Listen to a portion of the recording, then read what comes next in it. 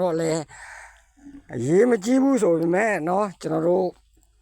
ကန်ထွားယူနေတဲ့လူတွေပုတ်ဖြတ်လုပ်နေတဲ့လူတွေအတွက်နော်ဝင်ကုမ္ပဏီဝန်ထမ်းတွေဆိုရင်တော့တမျိုးပေါ့ဗျာနော်ဒါပေမဲ့ကုမ္ပဏီဝန်ထမ်းတွေနဲ့လည်းတီးထားတဲ့နေနော်တကယ်ကန်တော့ယူနေလူတွေဆိုရင်မရှိမဖြစ်နော်မလုံးမဖြစ်လောက်ကိုလောက်ကမှာပေါ့ဗျာနော်အဲဒီတော့ကျွန်တော်ပြရင်တာတော့ဥပမာကျွန်တော်တို့ NTTF တိုးချဲ့တာပေါ့ဗျာနော်တိုးအဟောင်းနေရနေပြီးတော့ဒီကောင်းဆိုလို့ရှိရင်10ကီလိုကျော်ပြီးကျွန်တော်တို့လာလိုက်တာဒီနေရာဆို18ကီလိုထိရောက်လာပြီပေါ့ဗျာနော်အဲဒီတော့ကျွန်တော်တို့ ODF တိုးကြီးအနေတိုးငယ်တိုးငယ်အနေတိုးအလတ်နောက်ပြီးဆိုရင် A1 ကောင်းလေးကိုတစ်ခါပြန်ပြီးစအစင်းစင်းပေါ့ဗျာနော်တိုးနဲ့တိုးကျွန်တော်တို့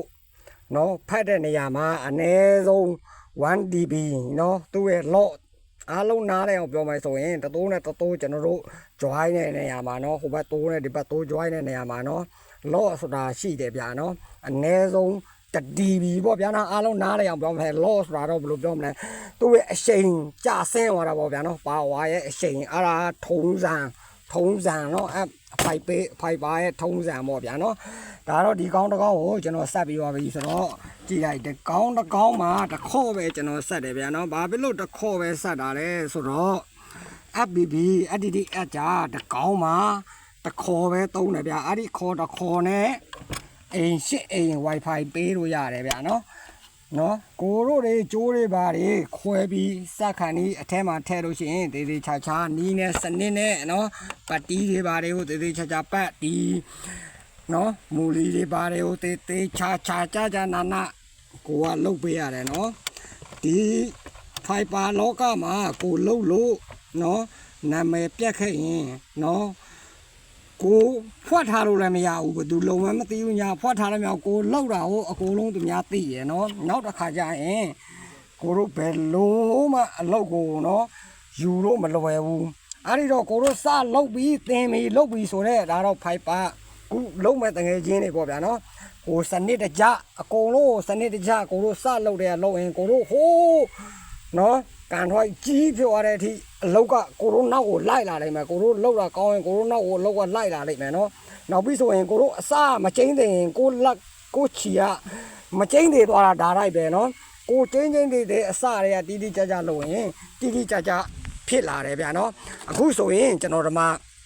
ပါဝါကိုကျွန်တော်ပြပေးမယ်ကျွန်တော်ဖမ်းကြည့်ပေးမယ်ဗျာနော်ဆိုလို့ရှိရင်အခုဒီမှာအဝင်ပေါ့ဗျာနော်အင်းဒီအင်းကဘယ်ကလာလဲဆိုတော့ဒီအင်းက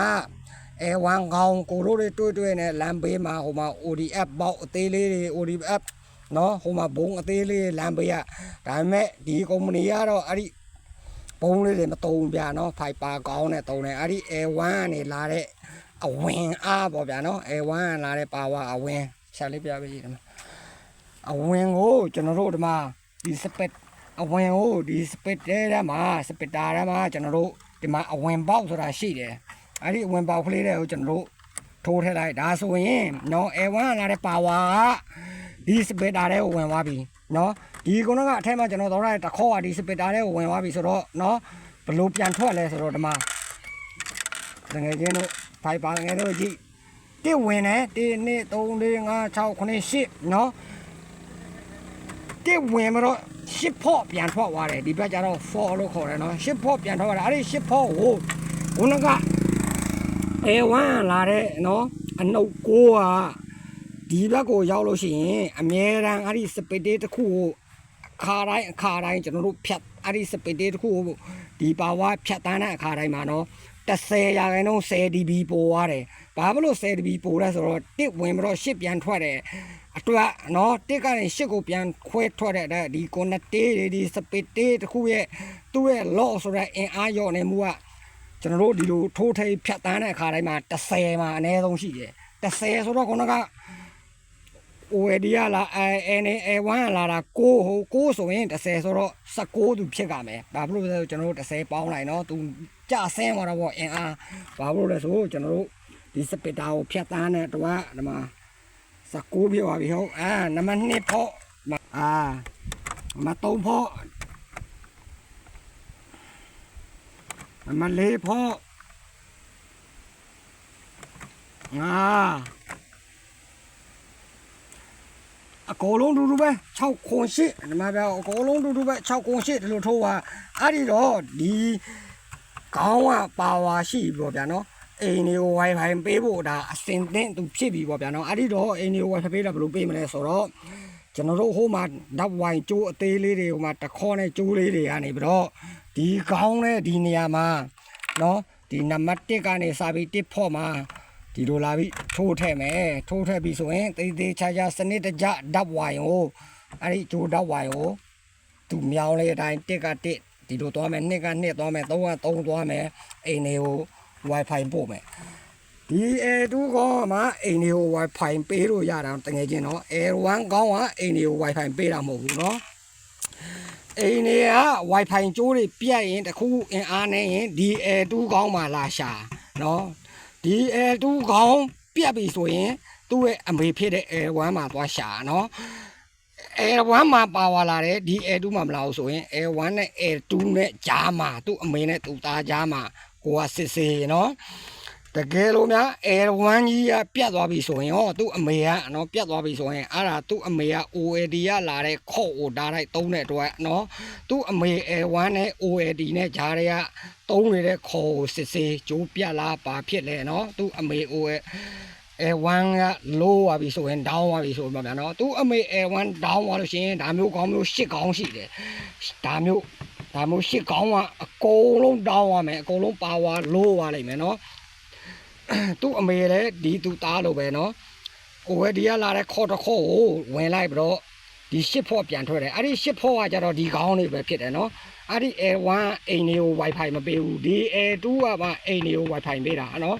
သူ့အမေ A1 ကောင်းတစ်ကောင်းမှသူ့သား8ကောင်းရှိတယ်နော်သူ့သား8ကောင်းမှတစ်ကောင်းလို့ရင်8အိမ်ပြန်ခွဲထုတ်တယ်8ကောင်းဆိုတော့64အိမ်ကို A1 ကောင်းတစ်ကောင်းနဲ့တစ်ခေါ်နဲ့သုံးလို့ရတယ်နော်တကယ်ချင်းတို့မှတ်ထားပါဗျာနော်အခုမှစားလုံးမဲ့တငယ်ချင်းတွေအတွက်ကိုကျွန်တော်ရှင်းပြပေးတာပေါ့နော်နောက်ပြီးအသေးစိတ်တွေ ODF တစ်ခုနဲ့တစ်ခုကိုကျွန်တော်တို့တွေနော်ဖက်တဲ့အခါမှာအမြဲတမ်း ODF ဟိုဘက်အလုံးနဲ့ဒီဘက်အလုံးဒီမှာ ODF နှလုံးရှိမယ်ဒီတစ်လုံးနဲ့ဒီတစ်လုံးကျွန်တော်တို့ဖက်တဲ့အခါမှာအဲ့ဒီ ODF နှလုံးကိုဖက်ပြီးဖြတ်တန်းတဲ့သူ့ရဲ့ lock အရှင်ရပေါ့ဗျာနော်DB အနည်းဆုံးရှိတယ်နော်1DB ထဲမကအောင်DB ခွဲလဲဖြစ်နိုင်တယ်နော်အဲ့ဒီတိုးနှစ်ခုကိုဖြတ်တန်းတဲ့အခါမှာနော်ကျွန်တော်တို့တိုးနှစ်ခုကိုဒီဘက်တိုးမှာဒီလိုပဲဒီဘက်တိုးထဲမှာ ODF ထဲမှာဒီလိုထည့်ဟိုဘက် ODF ထဲမှာဒီလိုထည့်ပြီးတော့တိုးနှစ်ခုကိုကျွန်တော်တို့လာ join တာပေါ့နော်အဲ့ဒါရဲ့ကြာဆင်းတဲ့ DB ရနော်အနည်းဆုံး power 9 DB နော်ကြာသွားတယ်အဲ့တော့ကျွန်တော်တို့3လေးလုံးကိုကျွန်တော်တို့ join ဖက်ပြီးတော့မှနော်အဲ့ဒီ ODF 3လေးလုံးကိုဖက်ပြီးတော့မှကျိုးအဟောင်းထဲကနေမှကျွန်တော်တို့ဒီကျိုးအစ်စ်ကိုလာတယ်ဆိုတော့နော်ခိုးကနေလာတာ OAD ကနေအပေါင်း3ကနေပြီးတော့ကျွန်တော်တို့ A1 ကောင်းကိုရောက်တော့အပေါင်း1ကျော်2ပဲကျန်တော့တယ်အဲ့ဒီ A1 ကောင်းထဲမှာဒီ A2 ကိုပြန်ပြီးထွက်လာတော့ကျွန်တော်တို့ခုနကလို့အနှုတ်6ဆိုတာပြန်ထွက်လာတယ်နော်ဝေးလေသူကျိုးတွေအဟောင်းတွေကနေဖြတ်တန်းနေ ODF များကိုဖြတ်တန်းနေသူတဖြည်းရော့ကျသွားတယ်ဗျဒီဟာဆို10ကီလိုကျော်ပြီးဒီကောက်နော်တကယ်လို့ဒီလိုကျိုးအတစ်တက်ပဲ4ကီလိုအတွင်းမှာဆိုလို့ရှိရင်နော်15 16 19နော်ခုလို19မဟုတ်ပဲနဲ့16ကလုံးဝပြေးလို့မလိုဘူးဗျာနော်နှုတ်16လုံးဝပြေးလို့မမျိုးဒါတော့တပိုင်းပိုင်းတစ်ပြက်ပြက်နဲ့ကျွန်တော်လာတဲ့အတွက်နော်နည်းနည်းလေးပိုတာပေါ့နော်ဝေးလေးပိုပြီးစိုးလေးနော်ကျိုးတစ်ချောင်းနဲ့လာတာမဟုတ်ဘူးဟိုကျိုးကဒီကျိုးကူ ODF တစ်လုံးနဲ့တစ်လုံးဖက်ODF တစ်လုံးနဲ့တစ်လုံးဖက်တဲ့နေရာမှာနေကြီးပြီးကြာသွားပြီနော်အဲ့ဒီလိုပဲသူဆင်းလာအင်အားကျဆင်းလာပေါ့ဗျာနော်ဒါပေမဲ့3လို့အရန်ကောင်းတယ်ဒီ19ဆိုလို့ရှိရင်နော်3လို့အနေတော်ပဲနောက်ပြီးဆိုတငယ်ချင်းတို့သိရမှာကဓမ္မကြီးဒီဟာမျိုးတွေကိုကန်ထွိုက်လုပ်မယ်ဆိုရင်လုံးဝသုံးရမယ်ပေါ့ဗျာနော်ကိုအလုပ်ယူတဲ့ကုမ္ပဏီရဲ့အပေါ်စီကံသတ်မှတ်ချက်ပေါ်မှာမူတည်တာပေါ့ဗျာနော်ကျွန်တော်ဆိုလို့ရှိရင်ဒီလိုလုပ်ပေးရတယ်ဒါကတော့စင်ထန်ပေါ့သူလမ်းကြောင်းပေါ့ဗျာဒါကတော့ OAD နာမည် SNI 3.825ဒီမှာ3.25ဆိုတာဘာလဲဆိုတော့3.25ဆိုတာဒီကောင်းရဲ့နာမည်ကို3.25လို့ခေါ်တယ်ဗျာနော်ဒီကောင်းရဲ့နာမည်3.25ဒါ OAD နာမည်ဒီကောင်းရဲ့နာမည်3.25ကိုကျွန်တော်တို့အပေါ်မှာရိုက်ပြီးအောက်က3.26ဆိုတာဒီမှာကြီး2ဒီလမ်းကြောင်းပဲဒီ OAD မှာပဲ သူသွားမယ်3.6ဆိုတာဒီ3.5ပြီးလို့ရှိရင်အရှိမ3.6ဆိုတဲ့ခေါင်းရှိနေတယ်ဒီကျိုးက3.6ရှိကိုသွားနေတယ်ဒီပဲကျိုးကြတဲ့အတူတူပဲနော်ဒီမှာ3.5ဒီမှာ3.4ဒီကျိုးက3.4ရှိရနေပြီးတော့ဒီ3.5ရှိကိုလာတယ်နော်ဒီကျိုးကဆိုလို့ရှိရင်ဘယ်ဘက်ချမ်း3.4ကလာတဲ့ကျိုးနော်ဒီမှာ3.25ဟိုကိုကောင်းတော့ရောက်ပြီဆိုကြည့်တာဒီဘက်ချမ်းက3.4ကခေါင်း3.4ကလာတယ်အော်ဒီဘက်ချမ်း3.6ကိုသွားတယ်ပုံမှာ3.25ဒီဟာတွေကိုကိုတို့လောက်တတ်ကမယ်နောက်ပြီးဆိုလို့ရှိရင်ခေါင်းရဲ့နာမည်တွေကိုတည်တည်ချာချာထားခိုင်းကြဖုံးပေးရမယ်နော်လက်ကားလေးကေးတွေပါတွေဖြန်းပေးရမယ်အောင်တငယ်ချင်းတို့နော်နောက် ODF ထဲမှာကျွန်တော်တို့ဖက်ဆိုင်ဟိုဘက်နဲ့ဒီမှာနဲ့ ODF တိုးတွေကိုကျွန်တော် join တဲ့အခါမှာနော် NDB ကြော်ဘာဖြစ်လို့လော့ပြီးကြာသွားလဲဆိုတာတွေကိုကျွန်တော် ODF ထဲမှာကျွန်တော်လက်တွေ့ပြပေးမယ်နော်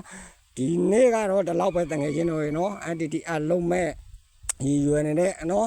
တငယ်ချင်းတွေအတွက်ပါဒီဟာလေးရတော့နော်တိတ်ပြီးအရေးမကြည့်ဘူးဆိုပေမဲ့သိထားသင့်တယ်ပေါ့ဗျာနော်တငယ်ချင်းတို့နော် okay နော်